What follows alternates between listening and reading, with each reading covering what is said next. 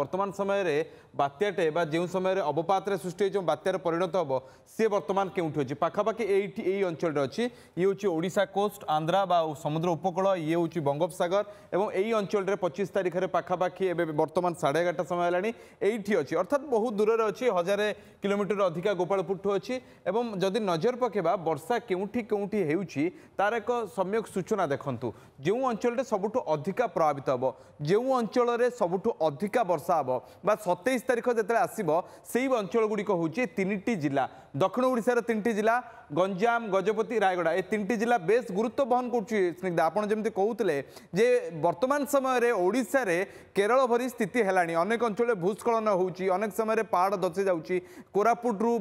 आरंभ कर गजपति अंचल रे ए समस्या अधिका होची तेणु ए 3टी जिला जो कमला रंगर अच्छी ए 3टी जिले में प्रबल रु अति प्रबल वर्षा हम 27 तारिख में एवं मालकानगिरी कथा कहतु कोरापुट कथा कहतु नवरंगपुर कलाहांडी कथा कहतु ए सब जिले में वर्षा हम किंतु यही 3टी जिनस यही 3टी जिला को आम अधिक प्राधान्य एथिपाई देइचु जे यही 3टी जिनस 27 तारिख में ही वर्षा हम और 27 तारिख में प्रबल रु अति प्रबल वर्षा हम और ये 3टी जिला बेस गुरुत्व बहन करुच्ची।